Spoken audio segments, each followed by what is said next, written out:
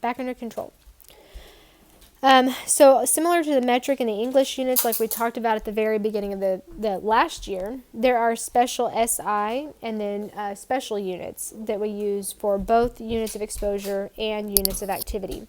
In the United States, the use of special units is required by federal law, okay, because radioactivity is a special concern, especially when you can have unintentional or a harmful level of exposure.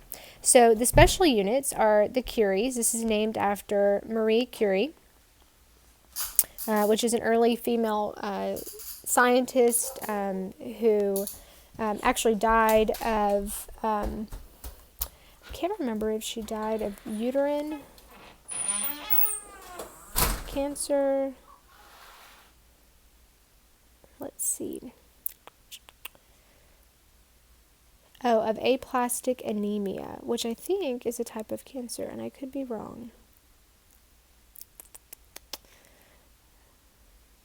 Yeah, aplastic anemia from exposure to radiation. So anyways, but so these units are named after her. The unit is CI, which corresponds to the amount of radioactive material emitting a certain value of nuclear disintegrations per second. So how many particles are being emitted per second. The higher the number, the higher the radiation. The SI units are the becquerels, BQ, 1 disintegration per second. So that's going to be kind of they're not a 1-to-1, right? This one's 3.7 times 10 to the 10th. This is 1, okay? But there is a conversion between them. So units of exposure, so this would be what is being absorbed by the object. You have the Roentgen R, which is the quantity of gamma or X-ray radiation that will produce ions carrying a certain charge in air. You have the rad, which is radiation absorbed dose. That's what that stands for, which is the amount of radiation that results in the absorption of this value of per kilogram of irradiated material. The rem, which is the unit of human exposure. So this is the one we most often see.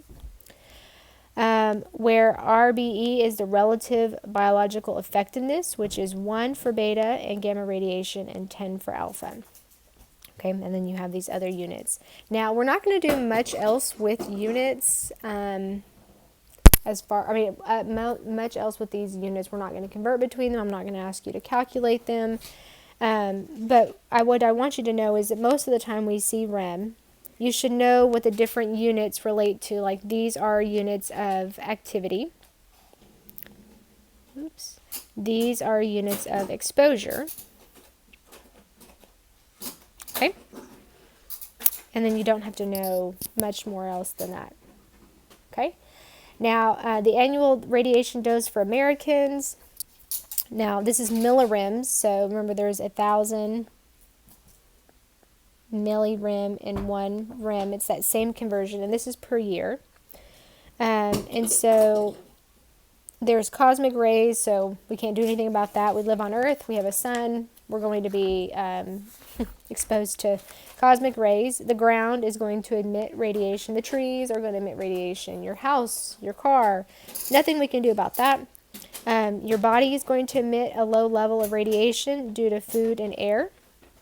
Can't do much else about that. There is a range in doses based on medical and dental x-rays that you will be exposed to probably in a year, just an average. If you travel in an airplane, the more you travel, the more likely you're exposed to those radiation or extra radiation due to that. Fallout weapons from tests. This is we can't do much about it because we live on an Earth where people still do weaponry testing, and so there is a low level of radiation that we're all exposed to because of that. And then there's also the nuclear waste problem, which gives us a range about 133 to 188 millirems per year. So here, what are the biological effects? What does this mean? The average annual exposure is very small, right? This is on the low level of that range. This is the upper limit to the general public. So it's a huge range. But it isn't until we get to about 25 rem that we start to see like reduced blood cell count. After that, it goes by pretty quick. We have fatigue, radiation sickness, bone marrow damage, leukemia possibly developing. Then there's lethal to 50% and then lethal for all. So these last two, this is the major concern with nuclear power plants. Okay, because having large doses released, it's lethal. And it's often not possible to be able to stop it quick enough to save. But also the long-term or chronic effects of nuclear power plant or nuclear radiation, nuclear power plant meltdown is that there's chronic issues that you don't necessarily have any way of stopping because they become chronic very quickly. So how does radiation exposure harm a body? Well, radiation is able to penetrate the skin. And when it does that, it goes into our deep tissues, our organs, and our bones. Okay, so our skin protects us. It's a really great thing to have, but it does not protect us from nuclear radiation. So cancer, oddly enough, can be caused by radiation. And so why is radiation also the treatment for cancer? Well, so part of it is because radiation treatment is localized.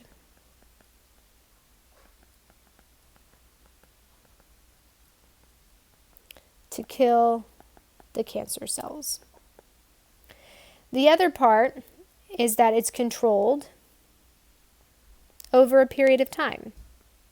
So there's a limit of how much radiation you can get, and there's a limit of how many times you can get radiation. So with cancers that are very aggressive, like prostate cancers, they're usually going to take the aggressive approach right away, try the radiation, but then, it's not something that if you have a flare-up or a recurrence of prostate cancer that you can have radiation again. So they'll have to try something else like surgery or chemotherapy, some other combination to treat you. Now, with the kind of exposure to radiation that we're talking about here, this is not controlled. It's not a defined period of time. It's a long time. And it's your whole body. So it's not just killing cancer cells, it's killing healthy cells. And when those healthy cells start dying, it's when things like cancer become very aggressive and very problematic because your body's immune system isn't even trying to help. So there's two main types of radiation damage. The first is somatic, which affects organisms during its own lifetime, so whatever happens to you. Genetic is the inheritable changes or gene mutations that you pass on to the next generation. Okay, so those are the two different types of radiation damage. Now, let's talk about the types of particles and shielding. Okay, so we talked about alpha, beta, and gamma rays, but when we talked about it was positrons, electrons, but those aren't going to show up here because they're not radioactive particles. I mean, the electron is, but it's a beta particle, and then the helium is, but it's an alpha particle. Okay.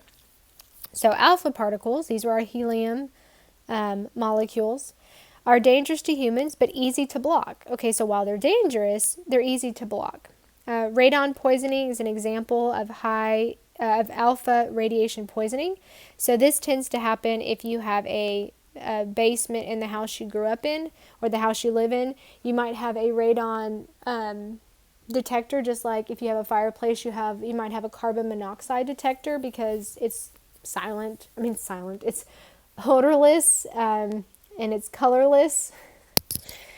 I called the gas silent. But it's deadly, and so you want to know if you have carbon monoxide because your fireplace. Radon's the same way, and so a lot of basements will have radon detectors. But if you have a basement in the house you grew up in or the house you live in, your table is going to have a higher number because you're likely to have exposure to radon no matter what. Same thing with like tornado shelters and things like that. Anything underground, radon is going to settle in those open areas underground. which is interesting. I've never thought about what that means about caverns, like the underground caverns. I've never looked that up, but I wonder if there's high levels of radon there. I would imagine so, but I don't know that for a fact. So the nice thing about it is that it can be blocked by a single centimeter of plastic or half-inch paper. So it doesn't take much to protect our bodies from the alpha particles. Okay. Beta is not as dangerous as alpha, but need long-term exposure to do severe damage. So we need long-term to have severe damage.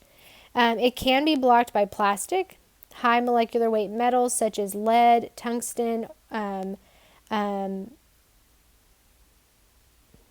become, it says, I read this wrong.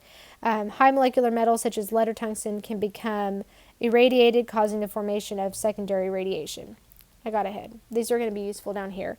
So the way I've always heard it is that this is really foil. So this is paper, this is foil, okay? So foil is made out of aluminum. It's a low weight metal. Gamma rays, remember these are not particles, they are rays, are the most dangerous because the penetrating power and the ability to travel long ways. So this leads to radiation sickness after only a brief amount of exposure, but it must be large. So radiation sickness, short amount of time, but there still must be a lot. Now, this is hard to block because of how short the wavelength is, but it is successfully blocked by lead. So, if we think about the electromagnetic spectrum, you had X-rays here, and then we have gamma rays right next door. Okay.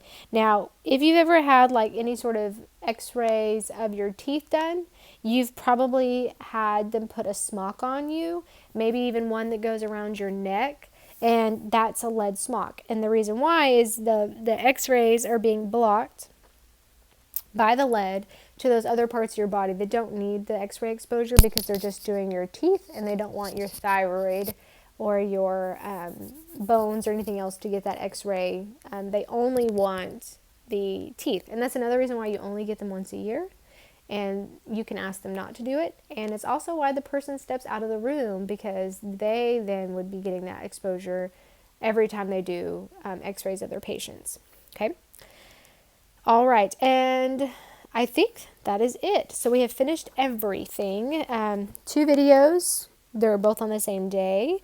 And you have 2 sets of notes due tomorrow. But they're both, one of them was like 8-minute lesson. It was very short. Okay. All right, make sure you go back and read, know this stuff, look in your book for more information. Make sure you understand biological effects of nuclear radioactivity and the nuclear fusion.